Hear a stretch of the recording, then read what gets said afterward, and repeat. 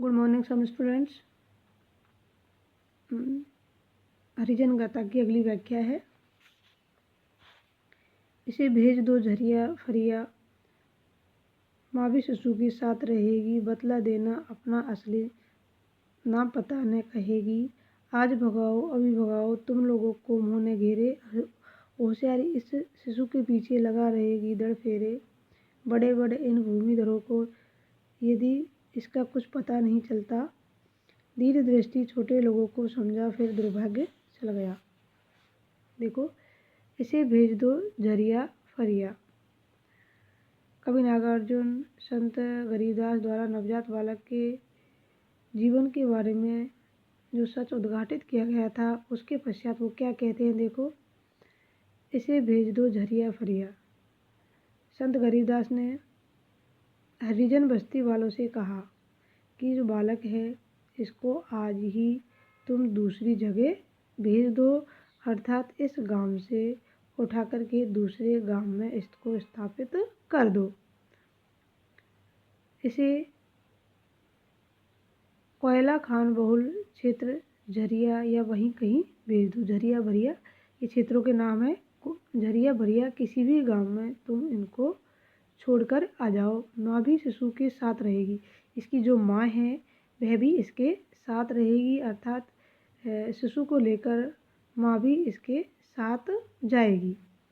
बतला देना अपना असली नाम पता कुछ न कहेगी, लेकिन तुम्हें यह समझा देना कि वह माँ अपना असली नाम पता नहीं बतलाए कि वह कौन है और कहाँ से आई है। उसको तो उनको छुपा कर ही रखना होगा। आज भगाओ अभी भगाओ तुम लोगों को मुँह न घेरे, कि इसे आज ही और इसी वक्त तुम वहाँ छोड़ करके आ जाओ। और ध्यान रखो, उसे वहाँ छोड़ने में तुम लोगों को कोई मोह न घेरे, अर्थात तुम्हें उनके प्रति मोह और अपनत्व का भाव न आए।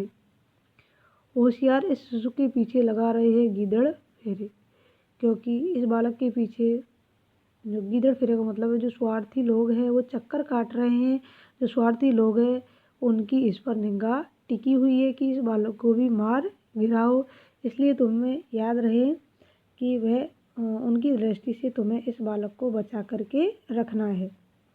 बड़े बड़े इन भूमिधरों को यदि इसका कुछ पता नहीं चल गया कि इस क्षेत्र के जो बड़े बड़े जमींदार हैं, यदि इस बालक के संबंध में उन्हें कुछ जानकारी मिल गई तो तुम्हें समझ लेना कि दीनहीन छोटे लोगों को समझो फिर दुर्भाग्य चल गया। फिर तुम यह मानना कि दोबारा तुम्हारे ऊपर दुर्भाग्य के बादल मंडरा रहे हैं, अर्थात दीनहीन छोटे व्यक्ति हम सभी पर संकट के बादल पुनः मंडरा रहे हैं और दोबारा हमारे ऊपर संकट आने वाला है। कब? बड़े बड़े इन भूमिधरों को यदि कुछ पता चल गया, अर्थात बड़े बड़े जो भूमिधर है इनको ये पता चल गया कि ये बालक बहुत ही भाग्यशाली है, तो वो हमको भी मार गिराएंगे और इस बालक के साथ साथ हमारे ऊपर भी संकट आ जाएगा। इसलिए तुम आज ही इसको छोड़ करके आ जाओ। धनबल जनबल धनबल सभी जुटेगा, हथियारों की कमी नहीं। जो बाबा है वह नवजात शिशु के भविष्य के बारे में बताते हैं कि ये जो बच्चा है बहुत बड़ा नेता बनेगा, सामाजिक क्रांति का अग्रदूत होगा और इसको हराने वाला कोई नहीं होगा। और इसके पास क्या क्या होगा, देखिए, धन बल जन बल सभी जुटेगा, कि इसके पास धन भी होगा और जनता का बल भी होगा, अर्थात इसे बहुत सारे लोगों का सहयोग भी मिलेगा।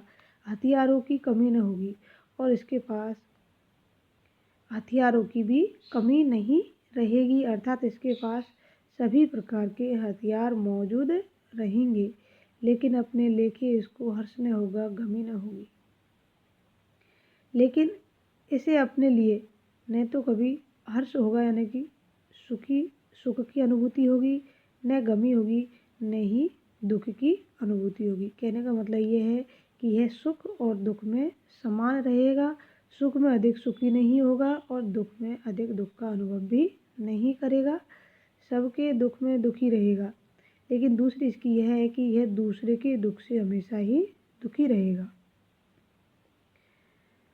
सबके सुख में सुख मानेगा और यदि कोई दूसरा सुखी है तो उसके सुख में यह सुख की अनुभूति भी करेगा। जबकि होता आज ये है कि हम दूसरे के सुख से दुखी हो जाते हैं और जितना हम अपने दुख से दुखी नहीं होते इतने दूसरे के सुख से दुखी हो जाते हैं। जबकि इस बच्चे का जो है तजुर्बा है वह अलग ही होगा।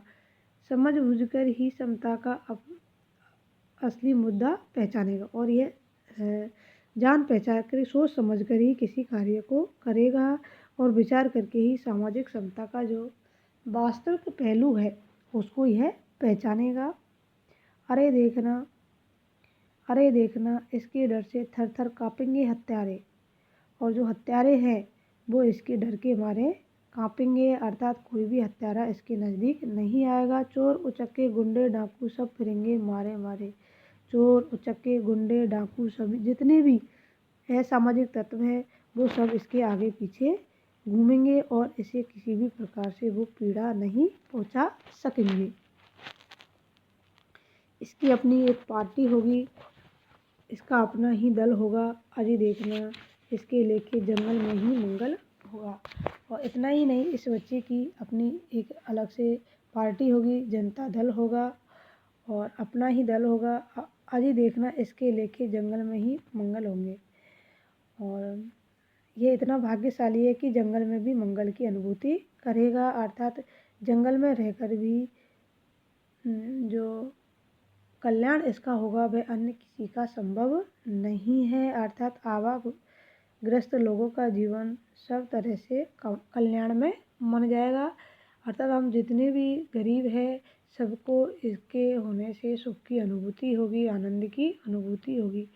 श्याम सलोना यह अछूत शिशु हम सबका उद्धार करेगा।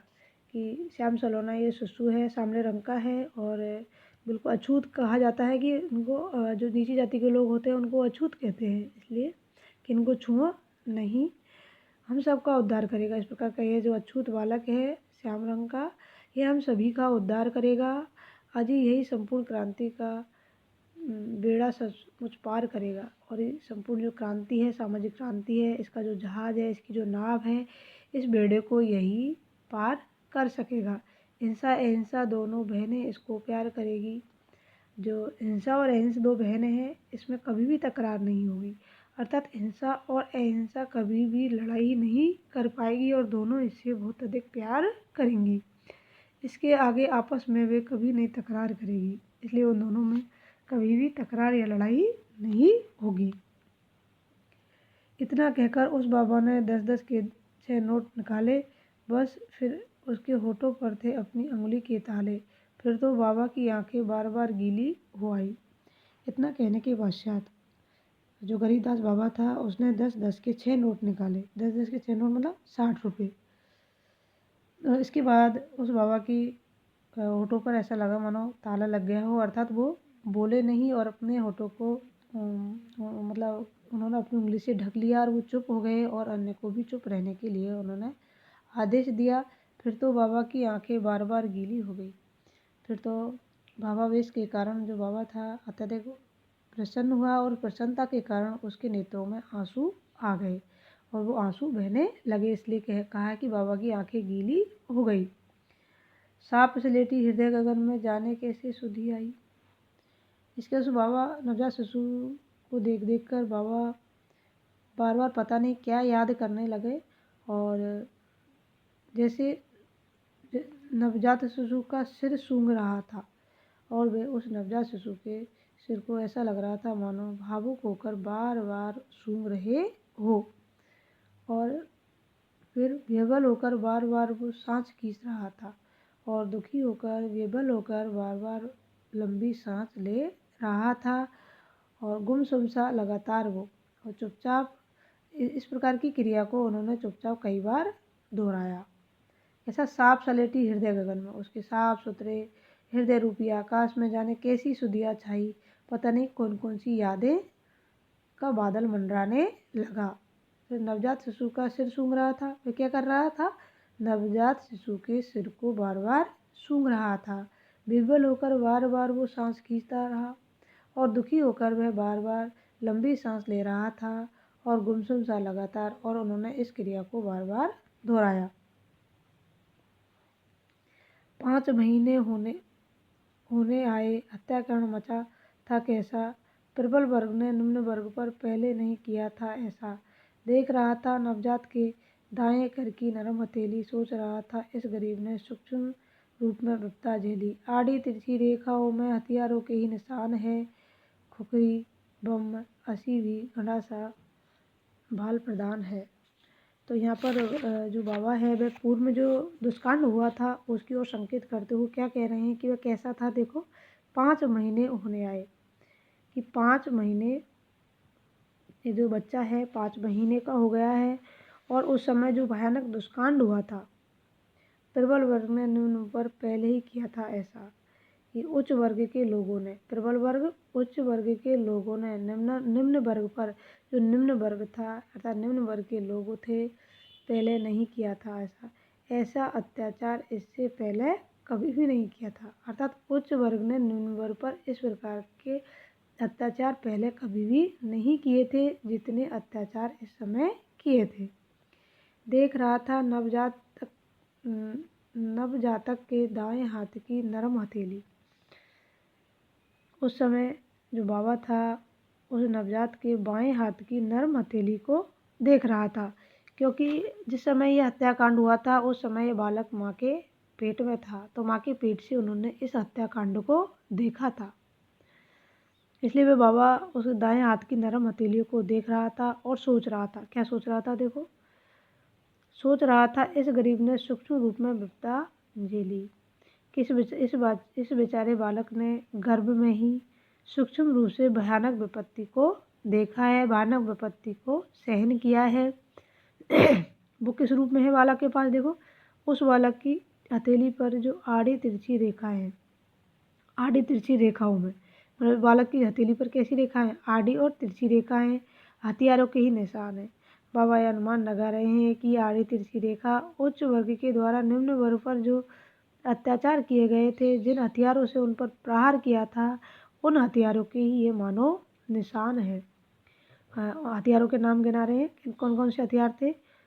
खुसरी, एक छुरी होती है, छुरी जैसा हथियार होता है उसको खुखरी बोलते हैं। खुखरी, बम, असी होता तलवार, और गंडासा, भाला आदि इन शस्त्रों से जो प्रहार किया था ये उन्हीं के निशान है।